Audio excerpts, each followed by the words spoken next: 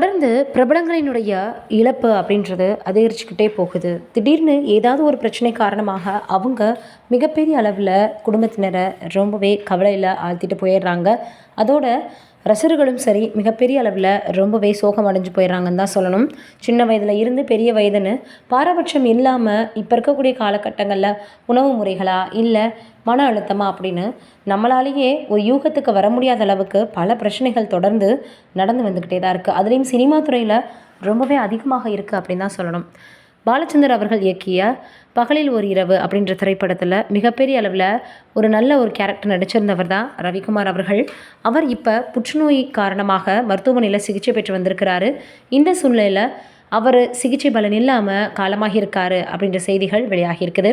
இது அவருடைய பையன்தான் உறுதி செஞ்சுருக்காராம். அதோடு மட்டும் இல்லாமல் நிறைய இவர் படங்களில் நடிச்சிருக்கிறாரு. குறிப்பாக மலையாளத்தில் ஏகப்பட்ட படங்களில் நடிச்சிருக்காரு. சித்தி சீரியலில் முக்கிய கதாபாத்திரத்தில் நடிச்சிருந்தார். ராதிகா அவர்களுக்கு சின்னத்திரையில் மிகப்பெரிய அளவில் ஒரு பேர் எடுத்து கொடுத்தது சித்தி சீரியல். அதில் முக்கியமான கேரக்டரில் நடிச்சிருந்தார். மலையாளத்தில் 100க்கும் அதிகமான படங்களில் நடிச்சிருக்கிறாரு. அதே போல் சமீபத்தில் வீட்டில் விசேஷங்க அப்படின்ற படத்தில் அவர் நடிச்சிருந்தார்.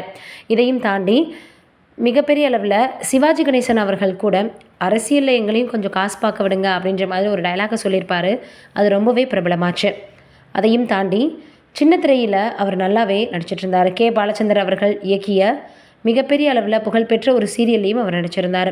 இந்த சூழ்நிலையில் இப்போ அவர் உடல்நிலை சரியில்லாமல் இருந்துச்சு அப்படின்ற மாதிரியாகவும் புற்றுநோய்க்காக சிகிச்சை எடுத்து வந்துட்டு இருந்த நிலையில் திடீரென சிகிச்சை பலன் இல்லாமல் அவர் காலமாகி இருக்காரு அப்படின்ற செய்தியும் இப்போ வெளியாகி மிகப்பெரிய அளவில் ரசிகர்களிடையே வருத்தத்தை ஏற்படுத்தியிருக்கு.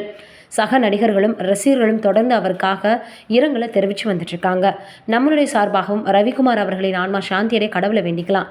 நீங்கள் என்ன நினைக்கிறீங்க அப்படின்றத மறக்காமல் கமெண்ட்டில் சொல்லுங்கள்.